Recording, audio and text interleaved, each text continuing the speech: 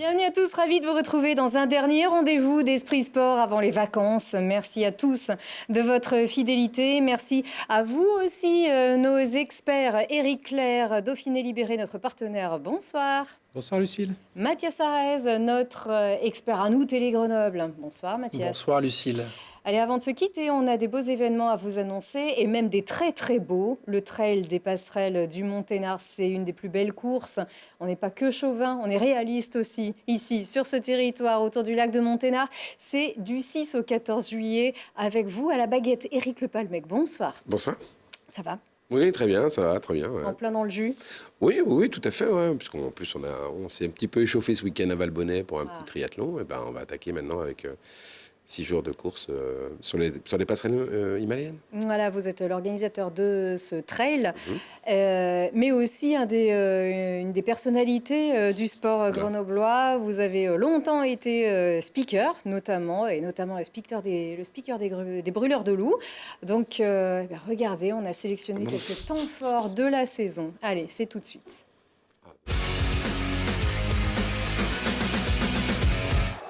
C'est la sensation de l'année, les brûleurs de loups, champions de France. Les hockeyeurs grenoblois soulèvent enfin la Coupe Magnus 10 ans après le dernier titre, au terme d'une saison régulière dans la roue des Dragons de Rouen, qu'ils battent au bout d'une série incroyable de 7 matchs en finale.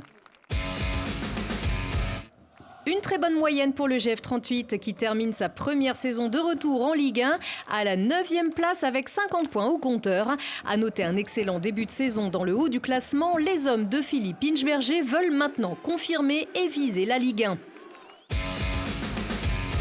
C'est la grosse déception de cette saison. Le pari s'annonçait compliqué pour le FCG, promu en top 14, mais pas de bonne surprise au Stade des Alpes. Les rugbymen grenoblois auront été trop fébriles et irréguliers pour se maintenir. Après un aller-retour entre top 14 et Pro D2, ils espèrent retrouver cette fois l'élite. Pas trop vite, mais sûrement pour s'y installer dans la durée. La Liesse au Charlet, enfin le basket club La Tronche-Mélan accède à la Ligue 2 féminine. Championne de France, les joueuses de Michael Corté vont découvrir le professionnalisme après avoir survolé la saison régulière avec leurs voisines de Voiron qui, elles, sont privées de monter pour un rien. Rendez-vous dans un an. Restera pas, les handballeurs de Grenoble-Saint-Martin-d'Air ont tout fait pour rester en Pro League. Sur le parquet, c'est gagné, mais les instances contestent les comptes du club et prononcent une rétrogradation administrative. L'appel du GSMH est toujours en cours d'examen. Du côté des performances individuelles, on retient la 4e place au championnat d'Europe du patineur grenoblois Kevin Emoz, champion de France et 9e aux mondiaux. Lui visait le top 10. Le pilote de quad Alexandre Giroud termine au pied du podium, 4e du Dakar avec un sacré panache. Et parce qu'on est chauvin, on cocoricote nous aussi pour un autre Giroud. Olivier, champion du monde, 3e meilleur buteur de l'histoire des Bleus, devient le meilleur buteur de la Ligue Europa qu'il remporte avec Chelsea. Olivier Giroud, grenoblois formé au GF38, et oui. Voilà, alors messieurs, un coup de cœur, votre coup de cœur à vous pour cette saison? Bien évidemment les BDL. Les BDL avec une saison extraordinaire, une nouvelle Coupe Ligue Magnus ramenée à Grenoble. Et puis avec surtout la manière, quoi. Cette victoire dans le match 7 à Rouen, c'était juste fantastique. C'était hallucinant. Eric, speaker officiel des Brûleurs de Loups il y a quelques années, il y a 10 ans. Il y a 10 ans précisément. Voilà, on avait eu tous les titres. Donc voilà, en effet, ça a fait plaisir de voir qu'ils retrouvaient bien cette Ligue Magnus, quoi. Et le coup de cœur de la saison, alors, du côté de l'organisateur du Grenoble-Equiden, du Trail des Passerelles, entre autres événements Alors, vous me prenez au piège, ceci étant. Non, je pense qu'on a vécu plein de beaux événements. Le Grenoble-Equiden était une belle manifestation l'année dernière qui s'est très bien passée dans des bonnes conditions, avec un temps plutôt clément, on va dire. Donc voilà, on va dire le Grenoble-Equiden, mais le Trail des Passerelles, on en est extrêmement fiers, bien entendu. On va en parler dans quelques instants. Et même le 5 km du Grenoble-Equiden, c'est une super performance. Mais bien sûr, évidemment. Bon, l'année prochaine, on aura de retour Télé Grenoble et le Dauphiné Libéré, c'est sûr. C'est en octobre. Exactement, prochain. 20 octobre. 20 octobre, voilà. Eh bien, et Mathias, Allez. Ouais, on a vécu une belle saison globalement, les BDL, le bon début de saison du GF38. Là, on a eu le bonheur d'avoir la Coupe du Monde à Grenoble. Encore une belle saison sportive en Isère. Ouais. Peut-être on n'a pas parlé aussi de nos championnes du monde de boules quand même qui sont venues ici aussi. Voilà, on a envie de parler de tout le monde. Encore chapeau messieurs dames pour cette super saison et on a hâte de voir celle qui arrive. Alors le FCG Rugby qui donc est la mauvaise surprise de la saison, la mauvaise nouvelle de la saison. Eh bien ça y est, ils sont de retour depuis ce lundi au stade Lesdiguières. Alors un stade Lesdiguières qui est un peu touffu. C'est vrai qu'il y a des petites fleurs de trèfle avec des petits oiseaux qui picorent. Non, c'est vrai que ça sent effectivement la reprise avec un nouveau centre d'entraînement, avec des fenêtres d'ailleurs cette fois-ci. Donc on va pouvoir découvrir tout ceci au fil de cette semaine. Pour l'instant, c'est l'heure de la pesée, des tests physiques. Et donc on en saura plus sur l'état de forme de tous ces joueurs qui sont de retour donc au stade Lesdiguières avec donc l'ambition, comme on le disait, d'accéder à l'élite, pas forcément cette année, mais d'y accéder et surtout de s'y installer. C'est le discours des dirigeants. Et ben on a un chiffre aussi pour cette dernière, tout de suite. Et c'est un gros chiffre, 79 166. Tout à fait, Lucille. C'est le nombre de spectateurs qui ont assisté à l'un ou à la totalité des 5 matchs de la Coupe du Monde féminine de football à Grenoble, au Stade des Alpes. Voilà, donc c'était une très belle réussite populaire, une très belle réussite sportive. Alors, on sait que la société, les états d'esprit ont évolué depuis quelques années, mais pour les derniers réticents, les derniers grincheux, les derniers misogynes, voilà, ces filles ont fait taire un petit peu toutes les critiques, les suspicions un petit peu quant à leur niveau de jeu. Voilà, ceux qui les considéraient comme des footballeuses en chupette en ont eu pour leur grade, parce que vraiment c'était des beaux spectacles, c'était des belles ambiances, des ambiances bon enfant dans les tribunes, un spectacle sur la pelouse aussi. Voilà, il y a une qualité de jeu qui était vraiment intéressante. Donc voilà, on peut vraiment parler de grosses réussites, même si l'équipe de France aujourd'hui n'est plus dans la compétition. Mais voilà, à Grenoble en tout cas et au Stade des Alpes, on a assisté à de très beaux matchs. Penalty ou pas penalty à la fin? Je ne me prononcerai pas. Chapon, on invitera Tony Chapon. Il nous dira tout ça. Oui, c'est sûr. On a vu aussi beaucoup de garçons quand même aussi dans les tribunes. Oui, en fait, on ne mesure pas l'événement. C'était une Coupe du Monde. Une Coupe du Monde avant qu'il y en ait une nouvelle en France. La dernière, c'était en 98. C'est tous les 20 Je pense ans. que ça a vraiment permis de faire évoluer la cause du football féminin. Elles se sont bien battues, même aux entraînements. Il y avait beaucoup de monde pour ces équipes nationales. Et je pense qu'on va voir les résultats de cette Coupe du Monde d'ici quelques mois, d'ici quelques années. Déjà, on peut aussi parler d'envol de la promotion du sport féminin avec toutes ces filles qui jouent décomplexées. Voilà, ça, c'est un phénomène qu'on observe aussi depuis quelques mois et on s'en réjouit parce que c'est un super spectacle. On s'est régalé, en tout cas. Et on a une découverte aussi, une découverte de l'été, d'ailleurs.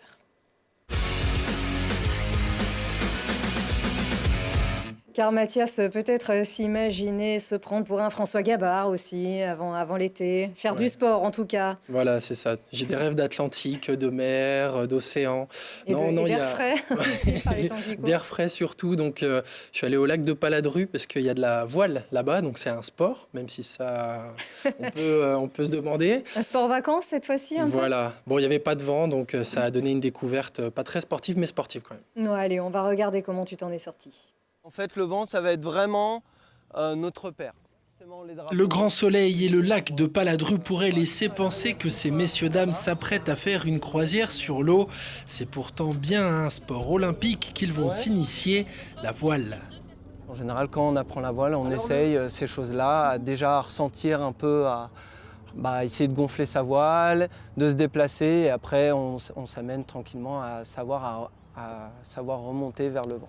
Un bon pratiquant de voile va être très observateur sur ce qui se passe autour de lui et pas ce qui se passe.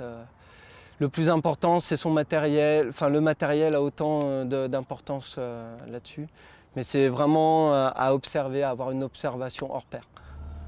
En un peu plus d'une heure, intégrer le vocabulaire marin, le maniement de la barre et des voiles, pas facile, surtout un jour pétole, comme disent les marins, c'est-à-dire sans vent. Un petit peu, il y a une petite force. Entre les pagayeurs et malgré les le calme plat d'un lac qu'on peut qualifier de miroir, les jeunes moussaillons s'y retrouvent. Apprécié de faire ça avec mes enfants, puis des gens qui étaient très fort sympathiques. Et puis, ce qui était compliqué, un petit peu peut-être le vocabulaire de la voile, mais ça rentre finalement assez rapidement. Les consignes avaient bien été données, du coup, sur le bateau, ça va, on a bien été accompagnés. Et le moniteur, il était là avec nous. Après, compliqué, j'avais déjà fait une fois de la voile. Enfin, comment diriger les voiles, c'est plutôt compliqué, mais sinon, ça va. Sans avoir à braver vents et marées, les testeurs d'un jour auront pu s'essayer sans risque au pied marin avant de retrouver la terre ferme. Ça va moins vite, effectivement, qu'au Vendée Globe. Ouais, voilà. Il n'y avait pas trop de vent, mais ça commence comme ça. Ça commence comme ça. Est-ce que tu as appris des choses avec le vent? Déjà beaucoup de mots, du vocabulaire, et puis l'envie aussi de me mettre peut-être à la voile. En tout cas, il y a le tonnerre qui arrive là, le tonnerre de Brest. Ah, super. Et vive notre invité.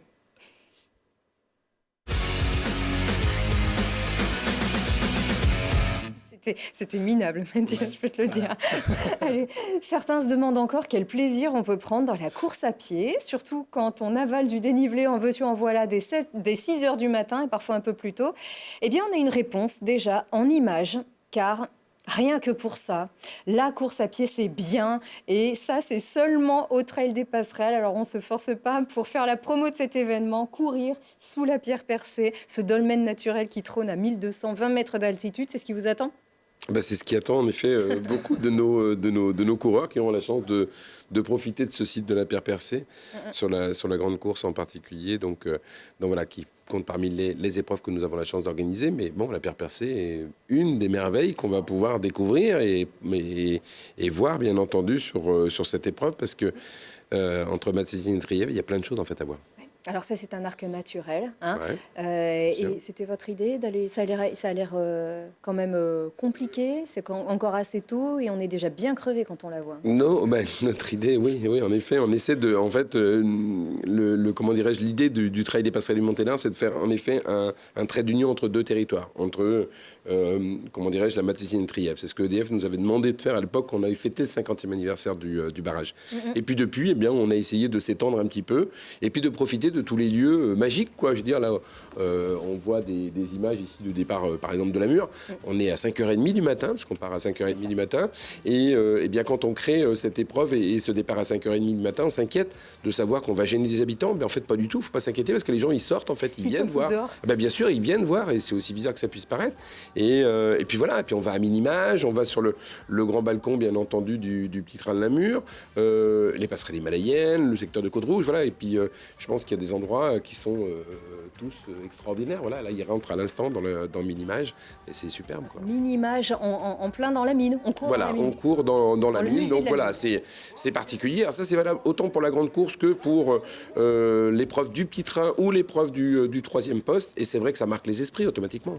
Absolument. Alors, c'est ce Trail des Passerelles du Monténard, donc ça commence le week-end prochain, pendant 8 jours, donc 10 épreuves. L'arène, c'est le 65 km pour les plus courageux, le 14 juillet, mais aussi le petit train de 28 km, la solidaire de 4 km, ça c'est pour moi, l'Hébron de 16 km qui est accessible aux coureurs modestes comme moi aussi. Oui, tout à fait. Voilà, donc en fait, le but, c'est de démocratiser le trail. Le but était de proposer en fait des épreuves pour tout à chacun et avec voilà tout ce programme qu'on a construit depuis 2012. Et bien la preuve en est que bien chacun peut trouver quelque chose qui va lui convenir parce que vous n'avez pas évoqué les mini-trails, mais on a aussi des courses pour les enfants, donc des randos. Voilà, des randonnées. Voilà, on a un panel qui est extrêmement large. Le but étant, une fois de plus, de pouvoir que chacun puisse profiter d'une épreuve comme la nôtre, puisqu'elle se dit participative, elle se veut intergénérationnelle, mais elle se veut aussi touristique, et pour que les familles se déplacent, et de loin, pour certaines d'entre elles, eh bien, il faut proposer des activités pour chacun. Ça fait quelques années qu'on parle de phénomène du trail. Est-ce que, à travers les inscriptions, là, déjà, on sent cet intérêt toujours qui ne se dément pas ? Oui, bien sûr. Alors, nous, la particularité, c'est qu'on est complet depuis quelques années. Donc, mais il n'empêche que, alors, bien depuis sûr... quelques années, c'est-à-dire, c'est encore... c'est complet combien de temps avant pour les inscriptions? Ça varie. L'année dernière, la première course, elle devait être complète, je crois, fin avril. Là, cette année, c'était début mai, où la première des épreuves, n'est-ce pas? Toutes ne sont pas complètes. Hein. Il reste des places sur nos épreuves. Mais ça varie parce que les gens découvrent notre manifestation, viennent en profiter. Maintenant, en effet, c'est évident que cette activité s'est démocratisée. Il s'avère que on a beaucoup dit que c'était au détriment de la route. Ça l'est un petit peu, mais peut-être pas tant que ça quand même, parce qu'on s'aperçoit que les épreuves sur route quand même continuent à bien exister. Maintenant, je pense que la problématique, elle est peut-être plus pour les organisateurs, parce qu'en termes de sécurité, c'est peut-être plus compliqué à gérer un trail, mais c'est vrai que, en termes de sécurité, pour assurer l'assistance à la personne et autres, mais c'est vrai que de bloquer des routes, c'est extrêmement compliqué, donc ce qui fait aussi qu'on a tendance à vouloir organiser des trails. Comment on l'explique, ce boom des trails, justement ? Je pense que les gens, ils ont envie de découvrir des territoires, de découvrir des décors. Peut-être qu'ils sont moins attirés par le chronomètre, où à l'époque, comment dirais-je, le panel de coureurs qui, quand on regarde le nombre de coureurs qu'il y avait, quand même la plupart étaient quand même vraiment le chrono à la main. Aujourd'hui, on a envie quand même plus de faire de la découverte. Je pense que c'est ce qui motive et ce qui vraiment donne le sens à nos épreuves. Alors, on sait la moyenne d'âge pour démarrer le trail, c'est autour de 40 ans. Est-ce que les gens dédramatisent aussi, se disent ah ben j'en suis capable? Parce que c'est vrai, quand on voit plus de 100 km, 60 km, on a l'impression que c'est interminable. C'est plus qu'un marathon. Oui, complètement.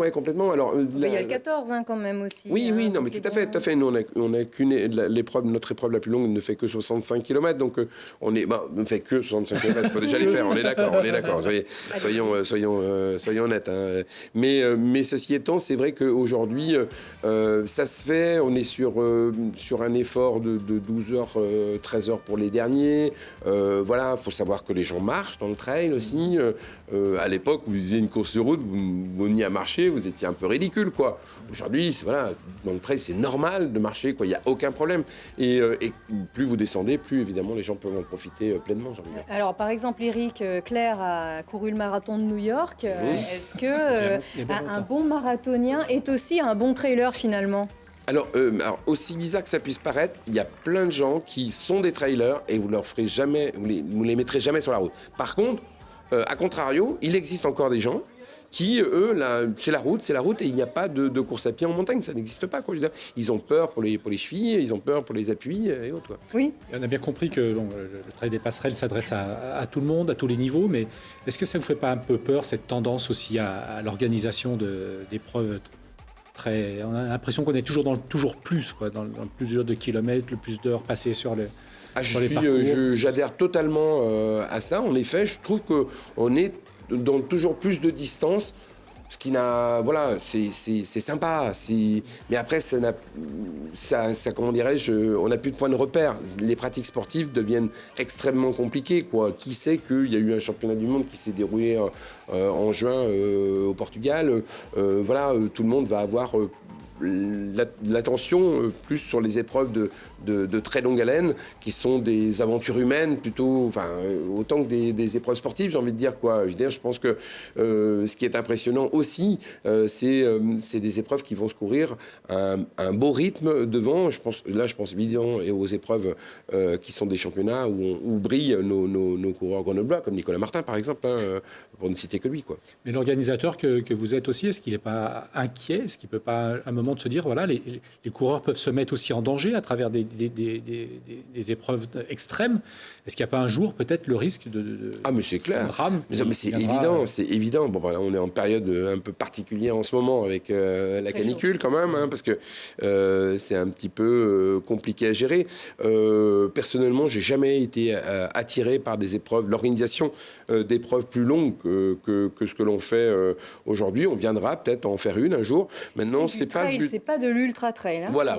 La limite, elle est située. Enfin, il se dit que la limite entre l'ultra trail et le trail, c'est 80 km. Je ne sais pas pourquoi, mais bon, c'est comme ça. Ceci étant, je trouve que 65 km, c'est déjà une épreuve très très longue. Maintenant, voilà, je pense qu'il y a tout aussi, par rapport à l'organisation, il y a aussi d'autres choses qu'il faut penser et réfléchir. C'est bien entendu les bénévoles, parce que les coureurs qui veulent courir, bah voilà, c'est leur droit et ils y vont de leur plein gré, bien entendu. Mais de faire passer des nuits entières dehors à des bénévoles, je trouve que c'est un peu délicat, c'est un peu dur quand même. Et je pense que c'est complexe et peut-être que la difficulté, elle viendra aussi de là à l'avenir, quoi. Alors, Eric, en plus du nombre de kilomètres, il y a également le nombre de courses. On sait que l'UT4M a été annulé en raison d'une coïncidence, on va dire, des dates de ce qui était prévu initialement. Comment est-ce que vous réagissez à ça Alors, je ne suis pas l'organisateur de l'UT4M, d'abord. Voilà, ils ont pris une décision de ne pas faire leur épreuve en 2019. C'est dommage. Je pense qui était en partie concomitante. Ah ben oui, tout à fait, ouais, bien sûr, ils étaient sur les dates du Trail des Passerelles du Monténard, ce qui est dommage, on ne va pas mettre deux événements d'importance, hein, je me donne d'importance à la manifestation que j'ai la chance d'organiser, hein, permettez-moi de le faire, mais je trouve que c'est un petit peu dommage d'avoir deux épreuves qui sont au même endroit, on a à 30 km d'écart, donc voilà, je pense que c'est un petit peu triste de voir ça.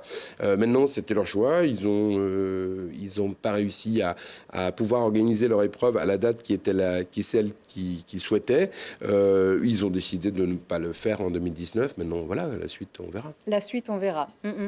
Vous avez des champions du monde quand même sur votre épreuve. Alors, on parlait de ces championnats du monde au Portugal. On a des champions du monde par équipe qui vont disputer la Côte Rouge, hein, c'est ça? Exactement. Le trail de Côte Rouge 25 km qui aura lieu le samedi 13 juillet. L'objectif, c'était de faire venir un petit peu toute cette équipe. Ils y sont pas tous. Hein.